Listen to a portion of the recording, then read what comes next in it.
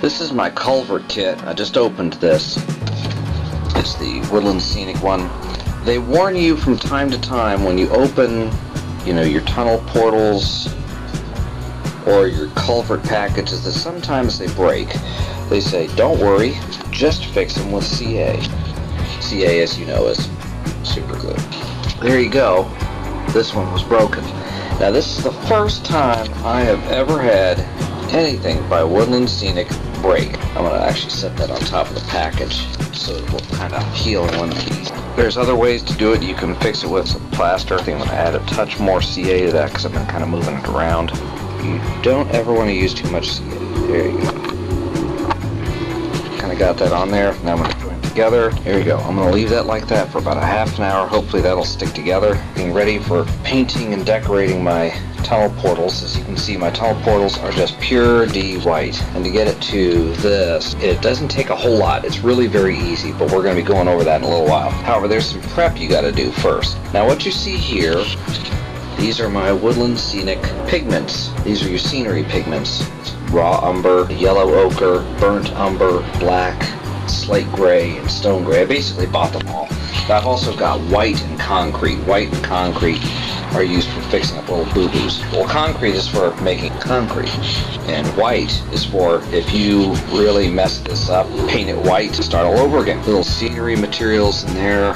There's my green undercoat, earth undercoat, concrete, white things.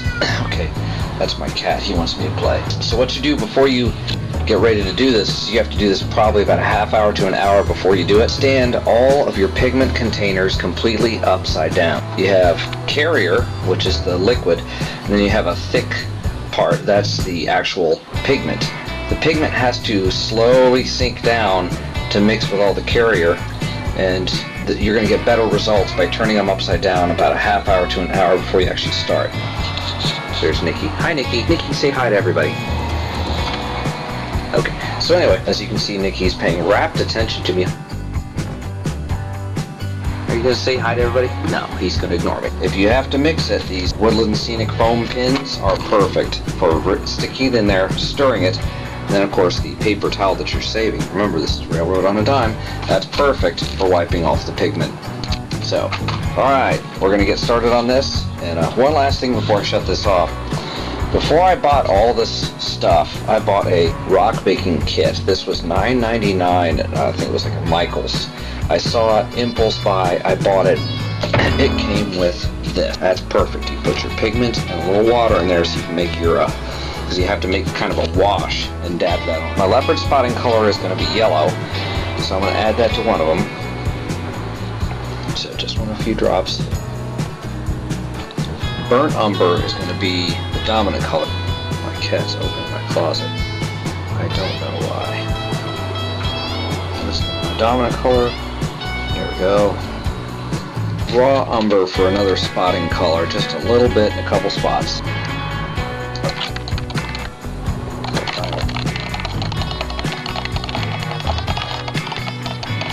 If it's not enough, you just add more. What I'm going to do is we're going to take the yellow.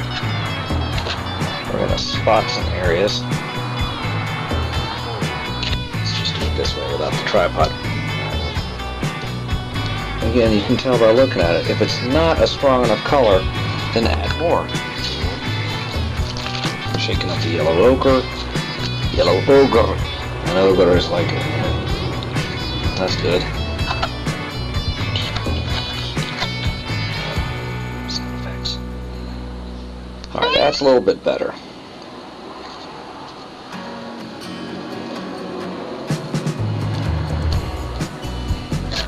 Always try to get one in a corner. Alright, now what we're going to do is we're going to add the darker one.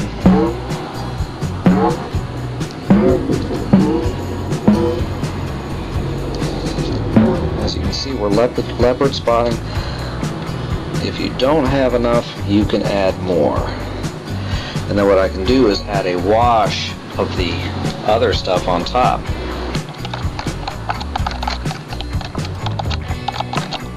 Experimentation. You have to look and say, do I like that color? Do I not like that color?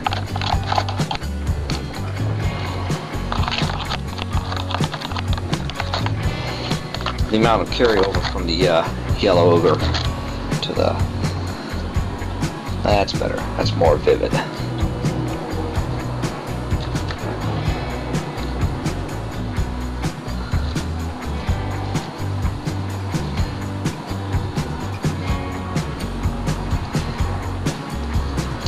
So now we're going to take the raw umber.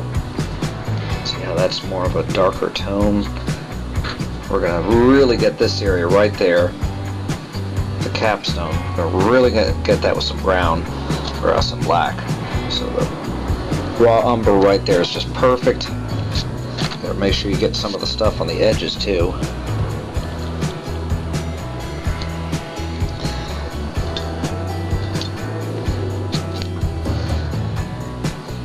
Alright, and then what we do is we're going to let that set up and rest, and I'll come by and I'll put the wash of the burnt umber on top of it. Alright. Happy little tree. Alright, so what we're going to do right now is we're going to get the wash of our primary color, which in this case is going to be a little bit of a burnt umber, and we want to put a little bit more of the raw umber. I kind of want to get some of these side spots because I couldn't get to them earlier where they were at. So we're going to put some more raw umber on there. It's picking up a little bit of the yellow ochre.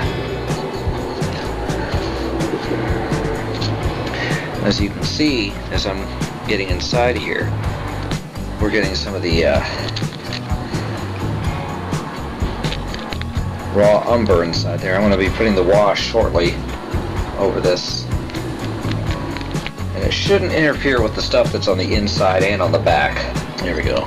I try to get some stuff on the back because details you don't see, are just as important as the details you do see, because it's the little subconscious impression in your head about what I'm talking about there.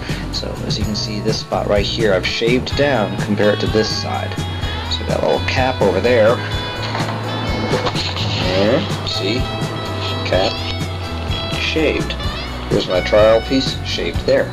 So if I were to put the two of these together, they fit like that. Okay. So I'll put this back over here so you can see what I'm doing. Getting ready to do the burnt umber wash. I'll start by just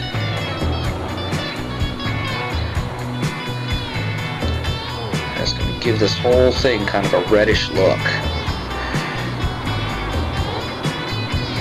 So I've done most of this with a yellowish look with burnt umber highlights. But now I want this one to be mostly reddish rock, because I think that's just an outstanding look. Happy little trees.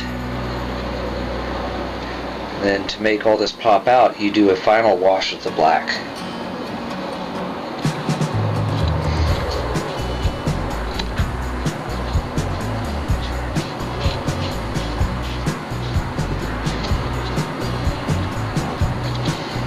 Alright, so as you can see, it's really faint. You can do as many washes as you need to of it.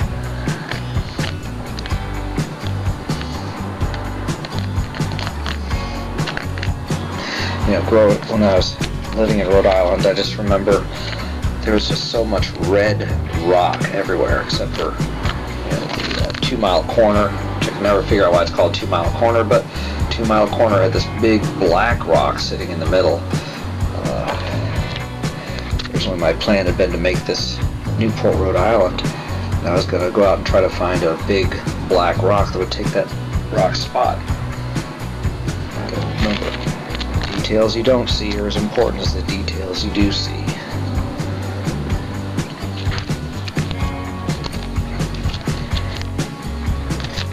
So where I use the super glue has really taken over the rock on that spot, and that's something the Woodland Scenic warns about. So you can always cover that with plaster, but that would ruin the detailing of it. So what I'll probably do is on that spot is I'll actually apply some acrylic paint right there. Kind of get that going. I guess I got some little little splash of the super glue on there, right there, the CA. So, there we go. We've got all this together to create a final wash. Some leopard spotting in here as we're doing this. And then I'm gonna get the sides, get the inside of my wash. And now it gives it that, and I'll probably do this 2 or 3 more times. So yes, there'll be a video for each one, step 1, step 2, step 3, step 4. Alright, so we're about done for right now. Gotta let this set up for about another half hour. Let all this soak in. You want to let this soak. So, half hour at least. Alright, we're going to go deal with something else in the layout. See ya. That done, so now what I'm going to do is I'm going to take some of the black. The black's very lightly done. It's kind of iced tea-ish. We'll see if I've got this good or not. That's perfect.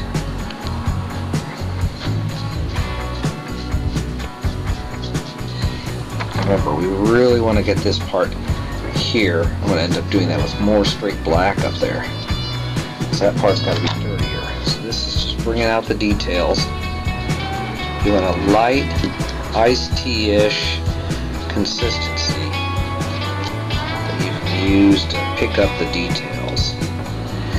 And here, get the sides. As you can see, it just makes everything just pop right out. All the details.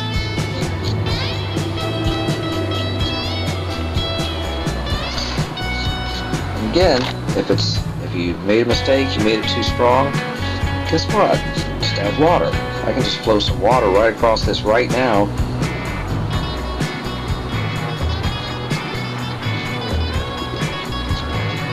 And just all of a sudden, all that detail just jumps at you. Get this dirty. That's really good.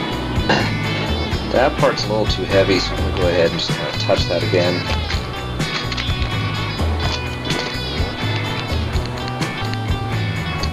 Usually what you want to do is kind of stand this stuff up. Here's the difference. There's one right there. See that?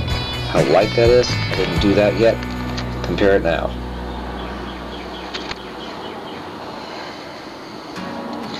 So stand it up, let all the stuff run off it. Stand that up. Because you're just applying a wash. And as you apply the wash, it makes the details pop. Okay. Alright, I'm going to clean off my patty again. We're going to let that set for about a half an hour, and we're going to start working on some other areas. I'm cleaning track and getting it ready.